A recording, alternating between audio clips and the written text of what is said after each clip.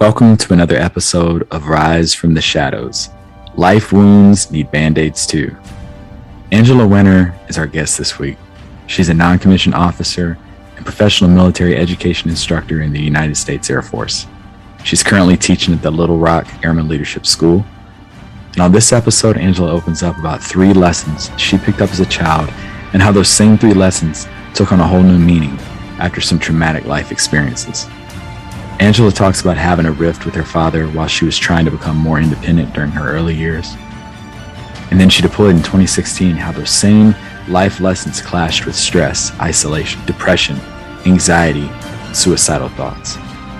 But it was her faith and strong support system that got her back on track, allowing her to bounce back, and while doing so, reconcile her relationship with her father before he passed away.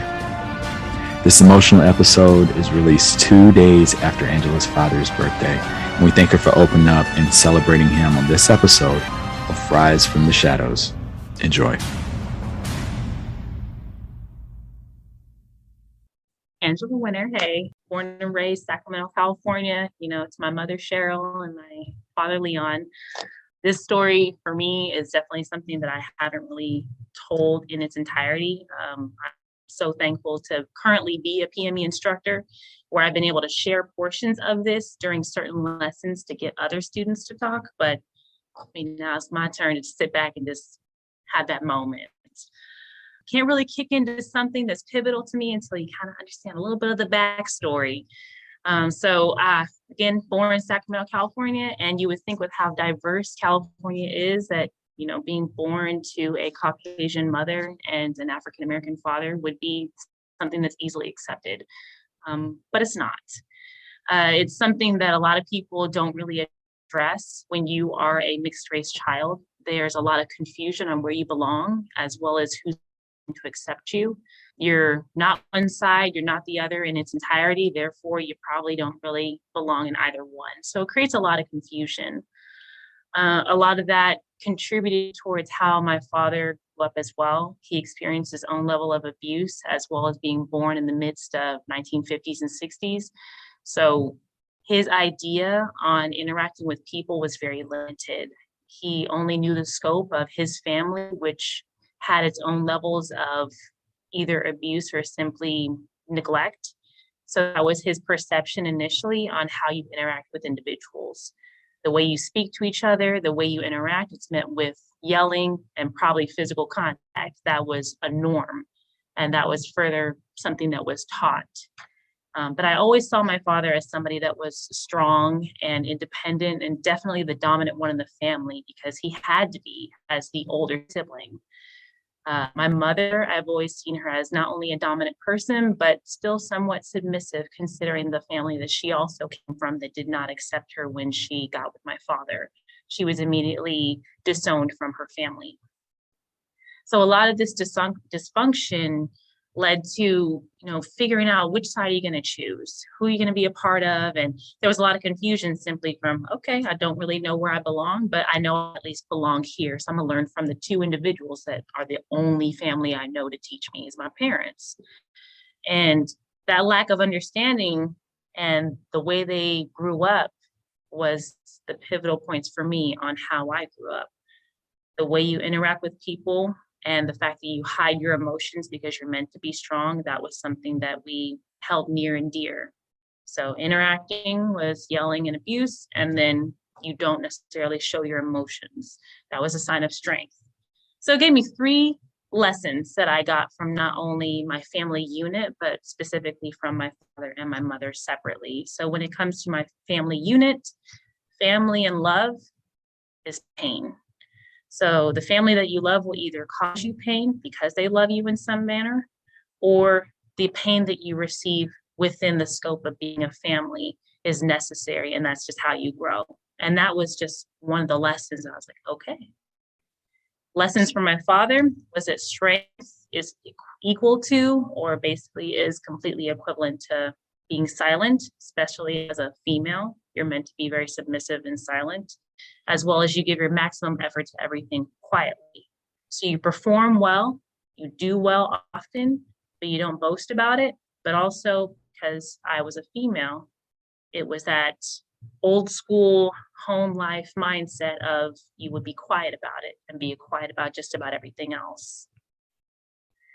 And then my mother, she was a cosmetologist, so she did hair, nails, and all that. And she did a lot of work all day. I remember her waking up at 6 in the morning and getting to work on her feet all day, and then getting home at 7 p.m. trying to make dinner for 2 kids.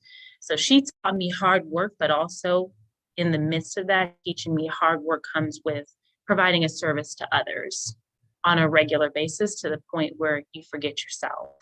You should never consider your own self because everybody else is the most important. So hearing all that, it's like, wow, this is a makings of the most independent female of this world, right? Definitely adult material. Okay, not so much, and at least not yet.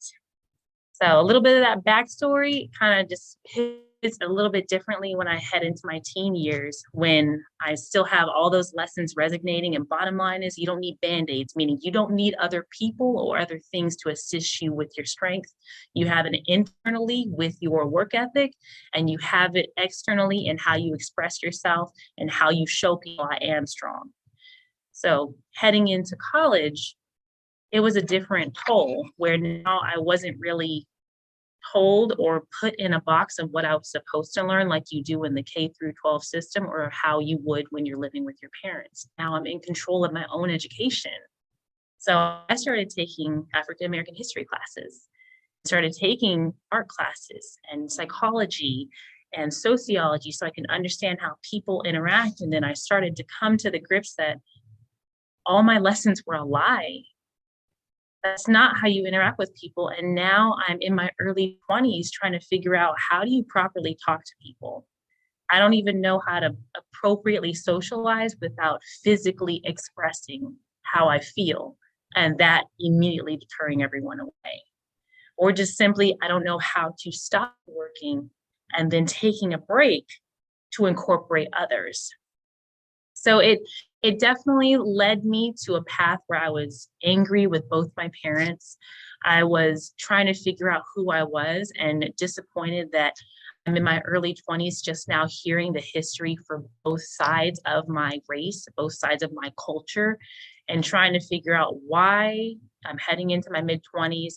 And at the time about to get married, I'm wondering, why am I somehow still confused on who I am? I have no idea who I am anymore.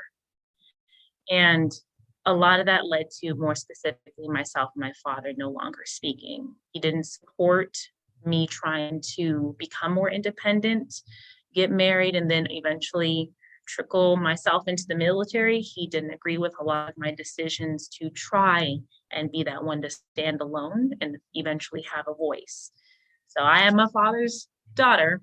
We were both very stubborn and butted heads to the point where we no longer saw eye to eye or saw each other at all. So that led to myself mainly communicating with my family predominantly through my mother, or simply not at all. At the time, my spouse's mother and all of her family became mine.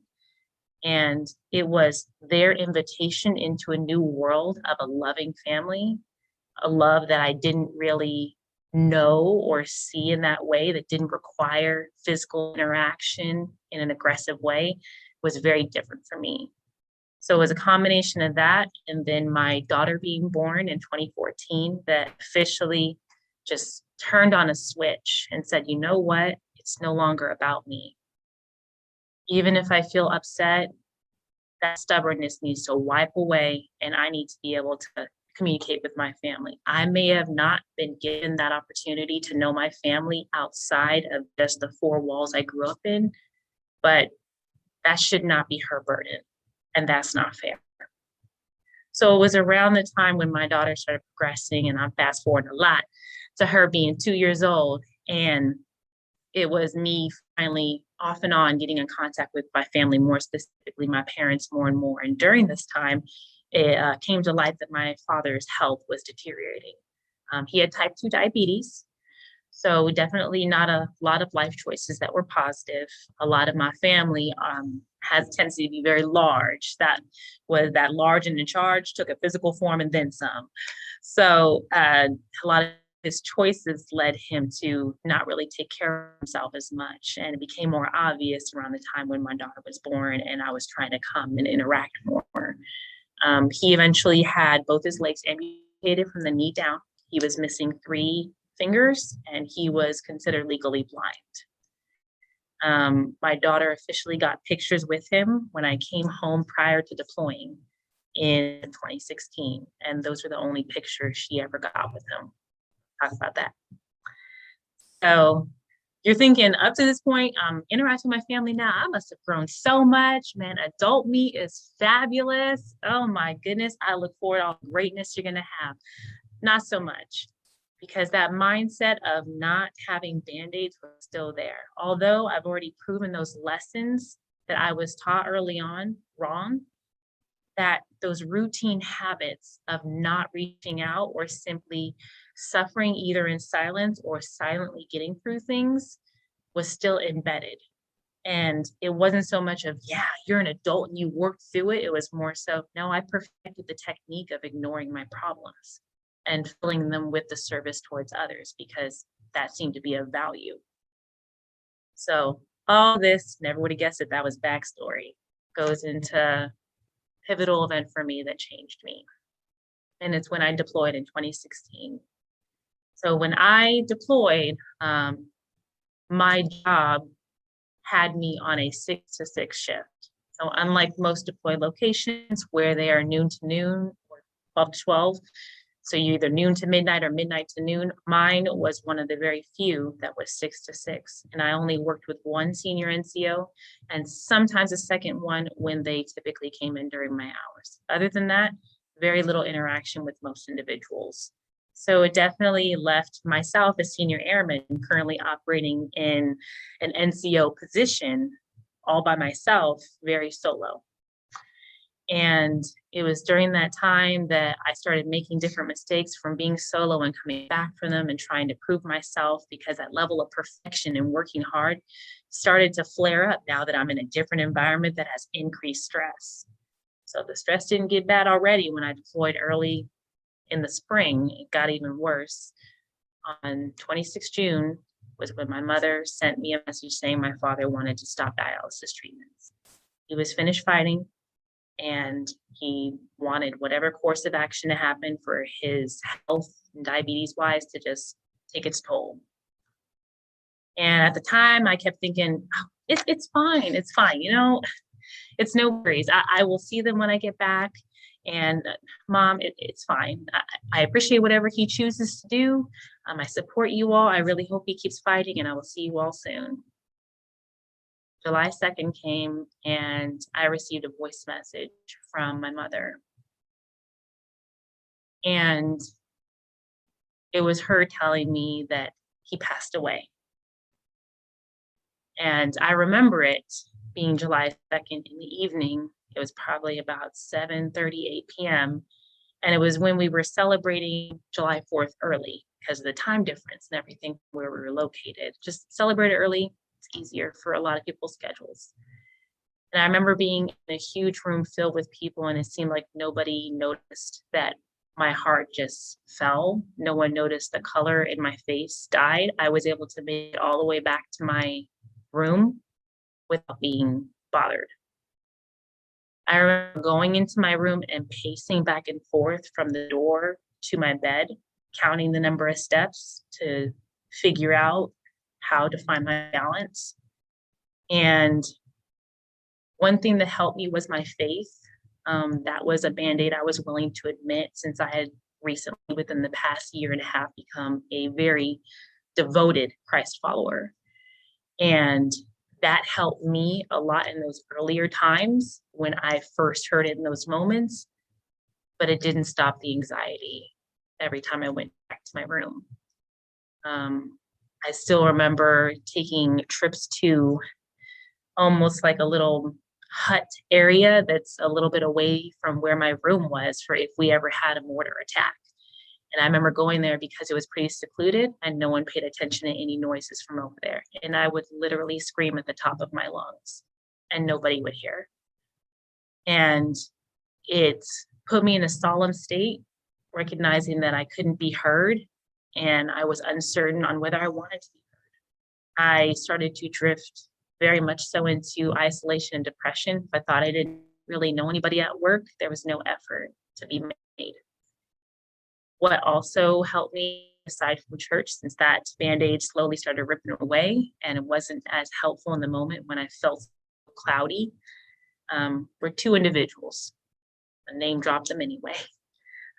Senior Airman Shaquita Bowling, and at the time, Tech Sergeant Renee Bareilles, both defenders. And they worked with me on certain accounts for my particular job. And they regularly saw me very peppy, and I would go by and say hi to them whenever I went to my room, but they realized there was a portion of time where I didn't say much. And I walked past them so fast. And it was actually at the time Airman Bowling who stopped me and was like, "Hey, you've been quiet lately. Are you okay?" And it was in that moment where it was like verbal throw up of my father died. And she didn't pressure me. She didn't pressure me for more information. She was just there.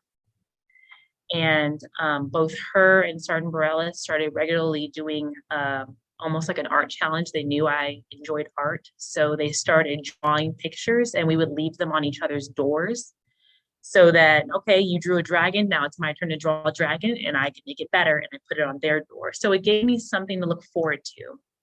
So that was my second Band-Aid, is the fact that someone noticed me and noticed the fact that I felt like I was dying inside.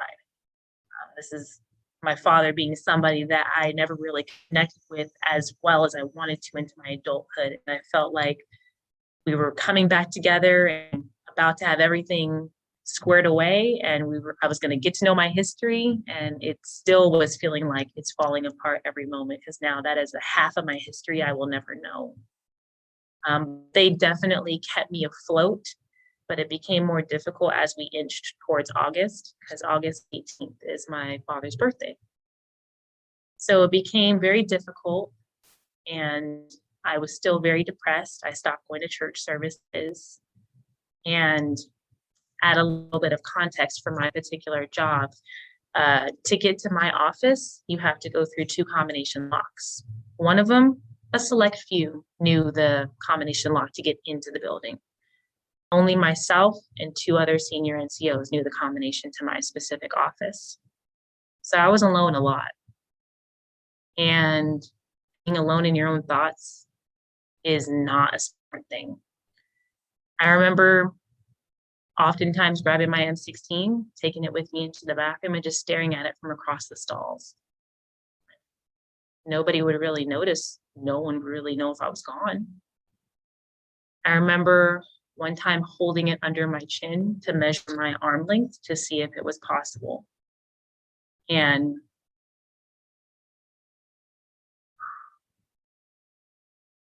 it was a very low point. And I feel like those other Band-Aids of the Holy Spirit interjecting were the one moment where I was feeling really, really down and that it was possible and plausible. That's when I would get a voice message that was from my daughter. Or there would be an all of a sudden random video that would be from family that was 30 seconds, but it was 30 seconds of heaven that got me away from where I was willing to go. Or it would be an evening where Airman Bowling or Sergeant Bareilles would have a random picture that was completely off the wall and had me laughing. But I had definitely considered taking my own life multiple times. And I had never shared with anyone out of embarrassment, or I felt embarrassed, because you still have that thought process, or at least I did from childhood. You have more than what anyone else would have. Why are you crying?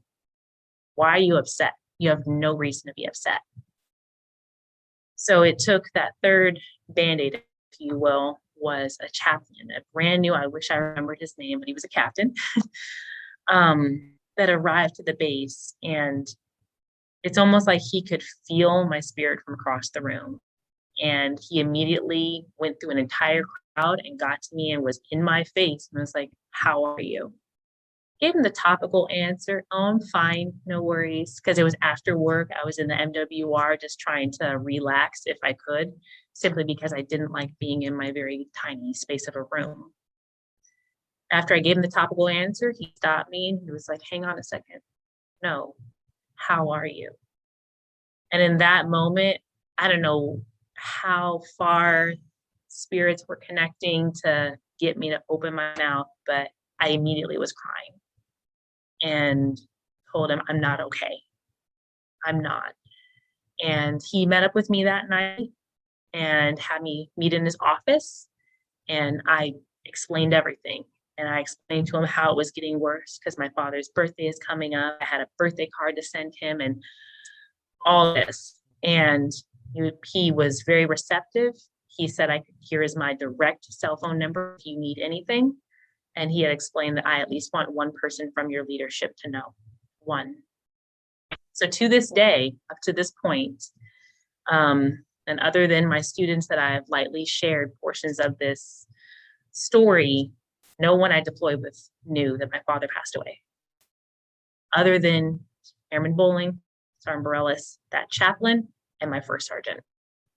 Nobody. Not my direct boss that I rode in a car with every day, and not anyone else that I had interacted with or passed periodically. And it took all those different band-aids of just little things that kept me afloat to at least get me back stateside to officially walk into mental health and say, I'm still not okay, and to get direct help. So it doesn't really sound like the happiest of stories, but it's some key takeaways that I got was that family and love is not necessarily pain, but not taking care of your family could result in some type of pain. And I was a recipient of that, but I definitely don't have to be a conduit for that for anyone else. When it came to my father's teachings of strength, that strength can be built through your effort that you put into things, but you can't choose silence. You need to be able to speak up for yourself, and it's being able to balance the two of knowing when to be silent and when to speak up. That definitely shows your strength. And when it came to my mother, hard work can be displayed through your service to others, but also how you serve yourself. Because if you don't know how to treat you, no one else would. I treated myself like a silent pushover that might as well just go into a corner and not say anything. Therefore, that's what people saw, and that's how people chose to treat me. I didn't tell them or explain anything different. But I definitely hold near and dear to my Christian background that helped me stay afloat. Airman Bowling and Sergeant Bareilles that definitely kept me going with some minor laughs, and then that chaplain that he just knew and saved my life. So that's my story. For real, thank you so much for sharing that. You did an amazing job. That was awesome. When I typed it out, I cried more. Yeah. I think it's because I was by myself at the time. It was just an ugly cry, but It's yeah. therapeutic. It is. And I'm so thankful for honestly becoming a PME instructor. Mm-hmm. It literally became my therapy. Every single time we start going through different leadership lessons learned, and more specifically, when we talk about emergent leadership issues, sharing portions of my story every single class, it made it so talking about it. So even this right here would not have been possible a year and a half ago. Yeah. Like me talking about it, I didn't typically share. And this gave me a platform of comfort to share in an educational way that made it easier to talk about what I've been through. I'm so thankful. So the time that this episode is released, it's 2 days after what would have been your father's birthday. Looking back, what is one thing that really stands out, that one really, really fond memory you have of your father? When I was a teenager, and he was very much a hermit. So he did not connect a lot with his family at all, which showed. And I remember just hanging out. Our beds were in front of TVs, and we would all hang out on different people's beds when we are kind of congregating together So it was one weekend or multiple weekends of hanging out on his bed and was just chit chatting. Stuff happened at school and him just giving me the real. And I felt as if I was getting to know a real person and not so much of someone that over my childhood I saw as angry, or someone that I viewed as abusive, or simply just not understanding. And those were definitely some really good times to reflect back on, and just remember hearing that reel and being honest with each other and realizing I am my father's daughter. We're so much alike, or I'm like you.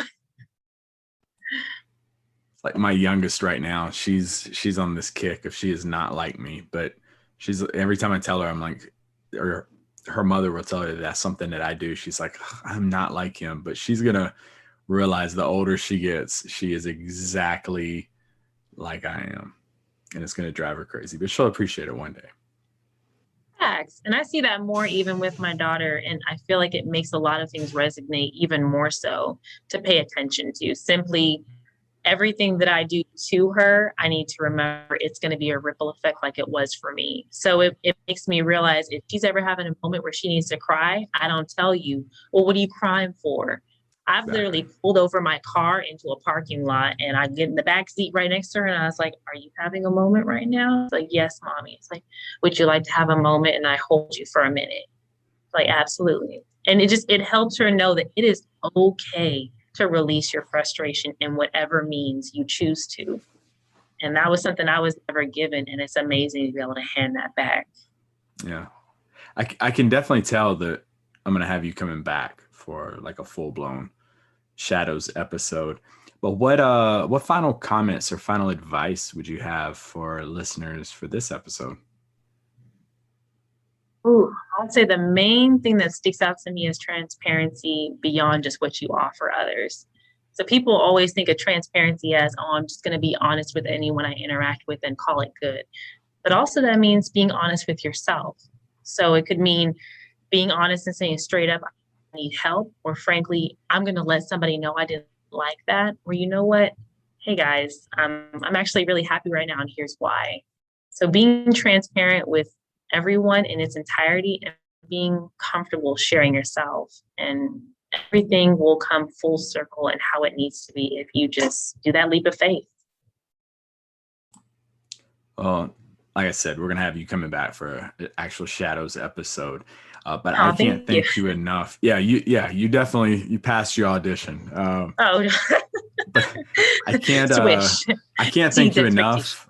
Yeah, exactly. You exceeded expectations. I, just to kind of give everyone kind of a little backstory, I connected with you in Orlando a couple weeks back at the AFSAPEDS that we were working, and you spoke up several times throughout, and I was like, dang, she's very well spoken. She could probably, and you're PME, so I know you're already good at public speaking.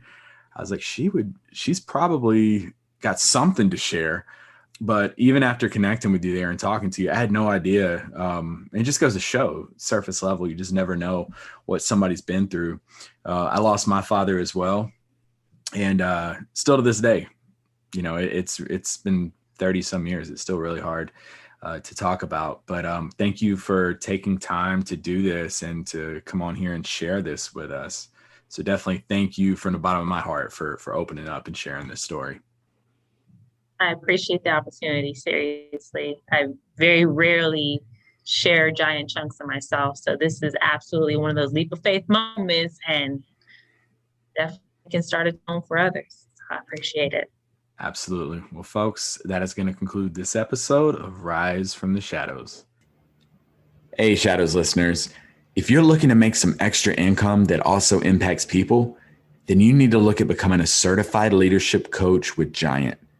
If you don't already know, Giant has been in the leadership space for over 13 years. I got certified through Giant in 2018, and I've been teaching ever since.